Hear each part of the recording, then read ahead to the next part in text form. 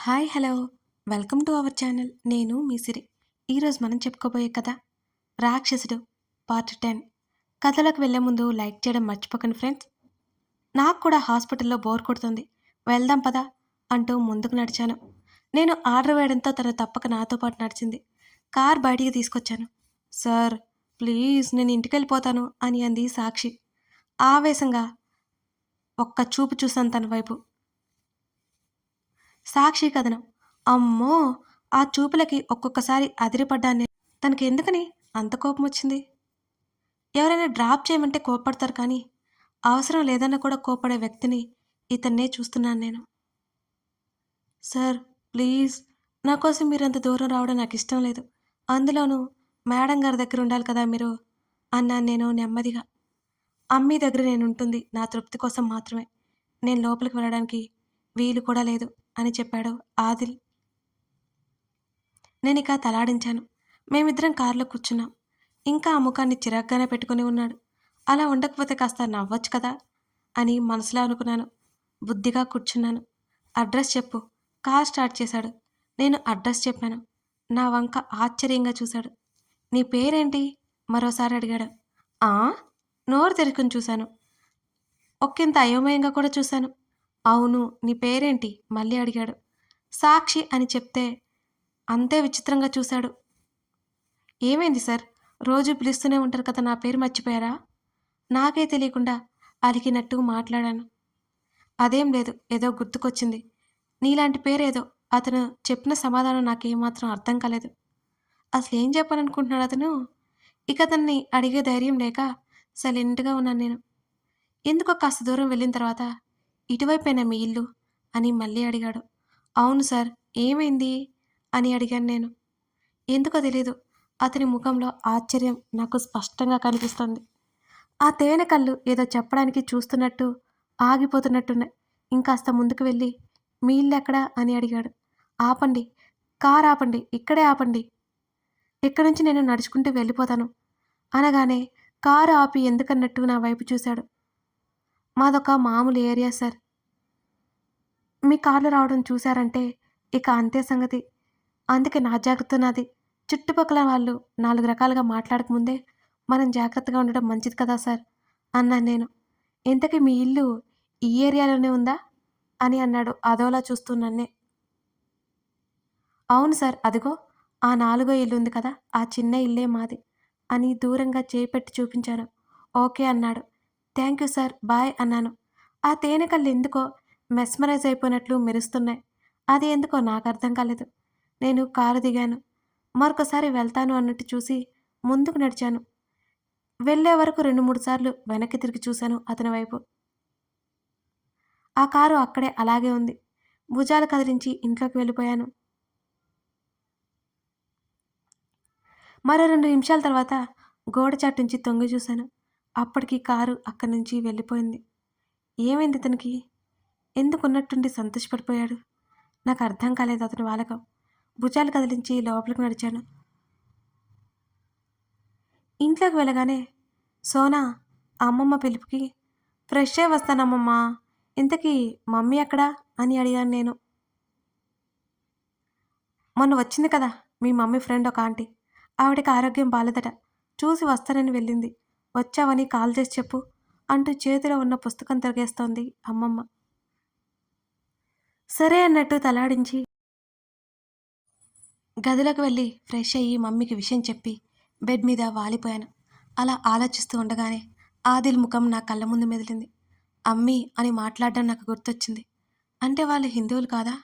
అలాంటప్పుడు కుంకుమ ఎలా తీసుకున్నాడు? ఏమోలే, ఏదైనా మనకేంటి, మనుషులందరూ ఒకటే కదా.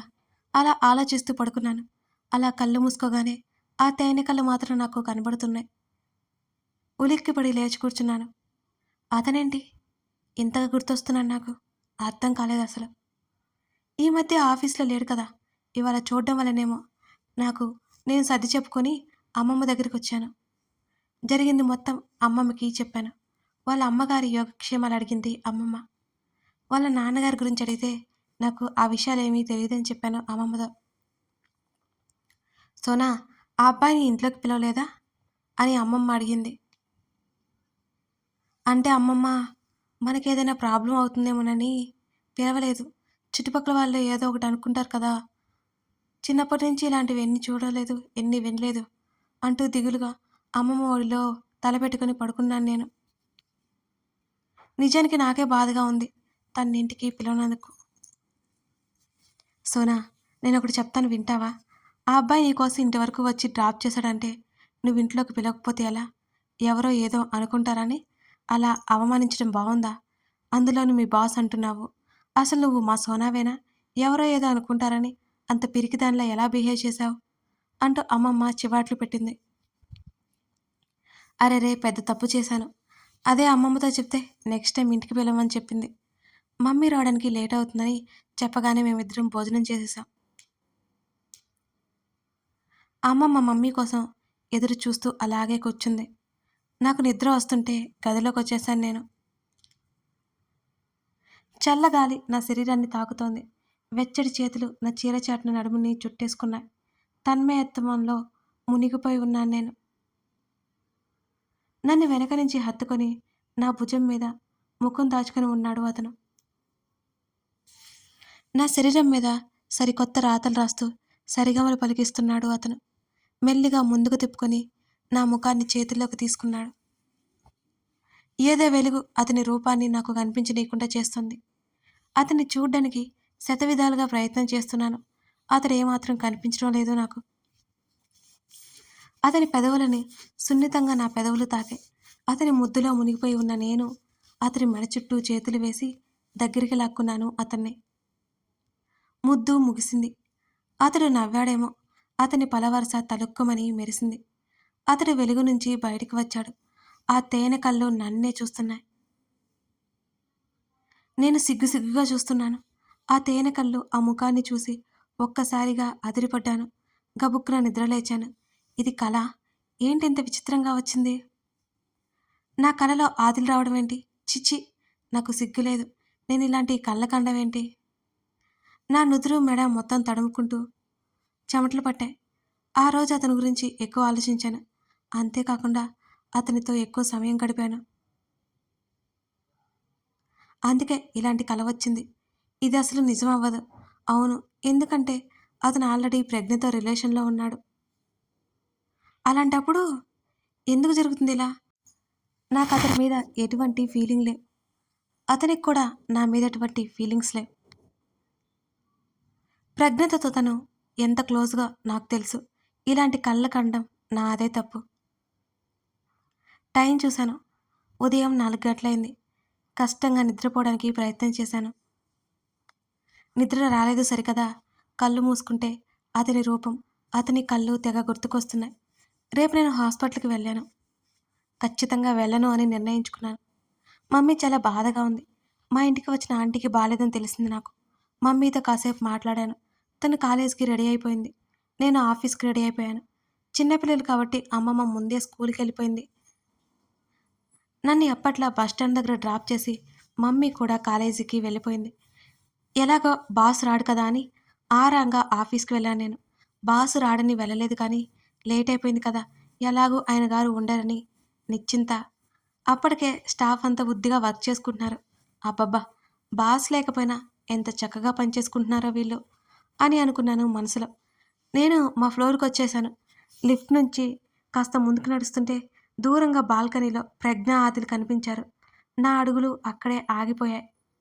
ఎందుకంటే ఆ బాల్కనీ పక్కనే నా క్యాబిన్. వాళ్ళకి ఇబ్బంది కలిగిస్తానేమోనని భయం వేసింది నాకు. అతని మెడ చుట్టూ చేతులు వేసి అతనికి దగ్గరగా నిలబడి ఉంది ప్రజ్ఞ. అతను ఆమె వైపు చూడట్లేదు. గ్లాస్ డోర్ నుంచి బయటకు చూస్తున్నాడు. అతని చెంప మీద చేయి వేసి ముఖాన్ని తన వైపుకు తిప్పుకుంది ప్రజ్ఞ. ఆమెతో మాట్లాడుతోంది. వామ్మో! ఏం చూడాల్సి వస్తుందో ఏమోనని భయపడి చచ్చాను నేను. అలాంటి దృశ్యాలన్నీ నా కళ్ళ ముందే పడతాయి. ఎందుకో నాకర్థం కాదు. ప్రజ్ఞ ఏదో మాట్లాడుతోంది. ఆదిల్ వింటున్నాడు. తప్ప నోరు మెదపట్లేదు. అతనికి ఇంకాస్త దగ్గరగా వచ్చింది. అతని షర్టు బటన్ తీసింది. ఆమె చేతులు తీసేశాడు. నాకు ఎటు వెళ్ళాలో అర్థం కాలేదు. ఏదైనా అనుకోని సంఘటన జరిగితే ఎలా బిగుసుకుపోతామో ఇప్పుడు నా సిచ్యువేషన్ కూడా అదే. అక్కడే నిలబడిపోయాను నేను. గుటకలు మింగుతూ చూస్తున్నాను వాళ్ళిద్దరి వైపు నేను. ఆమె ముందుకు వంగి అతని మెడ మీద ముద్దు పెట్టుకుంది. చప్పున నా కళ్ళని మూసేసుకున్నాను నేను. గబుక్కన వెనక్కి తిరిగి వడివడిగా అడుగులు వేస్తూ తుమ్మొచ్చి తుమ్మేశాను. వామ్మో! నా గుండె అదిరింది ఒక్కసారిగా. ఇప్పుడు నేనిక్కడికి వచ్చాను. వాళ్ళకి తెలిసే ఉంటుంది. ఒక్కసారికి క్షమించి వదిలేస్తారు కానీ, ప్రతిసారి అయితే కష్టం కదా! భయంతో కాస్త వేగంగా నడుస్తుంటే, సాక్షి! అని ఆదిల్ గొంతు కంగుమని మోగింది. అయితే నా వెన్నులో వణుకు మొదలైపోయింది. నా అడుగులు అక్కడే ఆగిపోయాయి. అరచేతులు చెమట పట్టి చల్లగా మారిపోయాయి. సాక్షి! పిలుస్తుంటే వినిపించడం లేదా? అతని గొంతు అంత గంభీరంగా వినడం ఇదే రెండోసారి. మొదటిసారి కలిసినప్పుడు ఎంత కోపంగా ఉన్నాడో, ఇప్పుడు కూడా అంతే కోపంగా ఉన్నాడని నాకు అర్థమైపోయింది. మెల్లిగా వెనక్కి తిరిగి చూశాను. చేతిలో ఉన్న హ్యాండ్ బ్యాగ్‌ని నలిపేస్తున్నాను. వాళ్ళిద్దరూ నన్నే చూస్తున్నారు. అతను ఒక్కొక్క అడుగు ముందుకు వేస్తుంటే నాకు గుండెల్లో దడ మొదలైంది. చేతికున్న వాచ్ వైపు చూసి నన్ను చూస్తూ నీకేం చెప్పాను? టైంకి రావాలని చెప్పానా లేదా? అంటూ నా మీద గయ్యిమన్నాడు ఆదిల్. తప్పు నాదే కాబట్టి తల కిందకి వాల్చేశాను. Sorry sir. అంతకుమించి ఏం చెప్పలేకపోయాను నేను. నా కళ్ళలో నీళ్లు నిండుకున్నాయి అతనలా అరుస్తుంటే. అది ఆది ఈ అమ్మాయి అంటూ ప్రజ్ఞ నా వైపు చూపిస్తూ అడిగింది. తను నా పర్సనల్ సెక్రటరీ అంటూ నన్నే సూటిగా చూస్తూ చెప్పాడు ఆదిల్. అతన్నొకసారి చూసి సైలెంట్ అయ్యాను నేను. అవునా! అదేంటి? ఇంతవరకు నువ్వు అమ్మాయిల్ని పిఏగా పెట్టుకోలేదు కదా! అదేదో పెద్ద విచిత్రంలా అడిగింది ప్రజ్ఞ. అమ్మాయి అయితే ఏంటి? అబ్బాయి అయితే ఏంటి? టాలెంట్ ముఖ్యం ప్రజ్ఞ. నేను అమ్మాయిని పిఏగా పెట్టుకోనని ఎప్పుడూ చెప్పలేదే! అని తిరిగి ప్రశ్నించాడు ఆదిల్. అలా కాదు ఆది. ఇంతకుముందు ఎప్పుడూ లేదు కదా! అందుకే అలా అడిగాను అంటూ మెల్లిగా అంది ప్రజ్ఞ. ఇట్స్ టూ లేట్ సాక్షి. చాలా ఇంపార్టెంట్ వర్క్స్ ఉన్నాయి. ఇవాళ పద అని అన్నాడు ఆదిల్. నేను మౌనంగా తలాడించి నా క్యాబిన్‌లోకి వెళ్ళాను. ఎందుకో చాలా బాధేసింది. అందుకే బాస్ బాస్‌గానే ఉండాలి. ఎంప్లాయ్ ఎంప్లాయ్‌గానే ఉండాలి. అయినా ఈరోజు మిస్టేక్ నాది. పడక తప్పదనుకున్నాను నేను. కళ్ళు తుడుచుకొని ఈరోజు షెడ్యూల్ ప్రిపేర్ చేశాను. మరో అరగంట తర్వాత అతని క్యాబిన్‌కి వెళ్ళాను. ప్రజ్ఞ వెళ్ళిపోయినట్టుంది. అక్కడ లేదు. ఆ రోజు షెడ్యూల్ ఏంటో చెప్పి మౌనంగా అక్కడే నిల్చున్నాను. ఈరోజు ఆఫ్టర్‌నూన్ మీటింగ్ గ్రీన్ పార్క్‌లో కదా! నువ్వు కూడా రావాల్సి ఉంటుంది. ఆ ప్రాజెక్ట్ డీటెయిల్స్ అన్నీ నీకే తెలుసు అని అన్నాడు ఆదిల్. అలాగే సార్ అన్నాను నేను. ఓకే. యూ మే గో అని అన్నాడు. నేను ఆ గదిలో నుంచి వెనక్కి తిరిగి చూడకుండా బయటకొచ్చేశాను. మధ్యాహ్నం మీటింగ్‌కి కావాల్సిన ఫైల్ రెడీ చేశాను. న్యూ కలెక్షన్ గురించి ఈ మీటింగ్. ఫైల్ ఓపెన్ చేసి డిజైన్స్ అన్నీ చూశాను. ఆదిల్ డిజైన్స్ ఎంత బాగుంటాయి. మొత్తం ఇతని క్రియేటివిటీనే. అమ్మాయి కాకపోయినా అమ్మాయిల గురించి ఎంత బాగా తెలుసు ఇతనికి అనుకున్నాను. ఆ తర్వాత మరో గంట ఖాళీగానే ఉన్నాను. అంతలో ఇంటర్కామ్ నుంచి మళ్ళీ కనెక్ట్ అయ్యాడు. చెప్పండి సార్ అన్నాను నేను. మీటింగ్‌కి టైం అయింది కదా! ఇంకా 1 అవర్ ఉంది సార్. మనం హాఫ్ అన్ అవర్ తర్వాత బయలుదేరితే సరిపోతుంది అని వివరంగా చెప్పాను నేను. లేదు ఇప్పుడే అన్నాడు ఆదిల్. అలాగే సార్. పళ్ళు నూరుకుంటూ కాల్ కట్ చేశాను నేను. ఎంతైనా బాస్ కదా!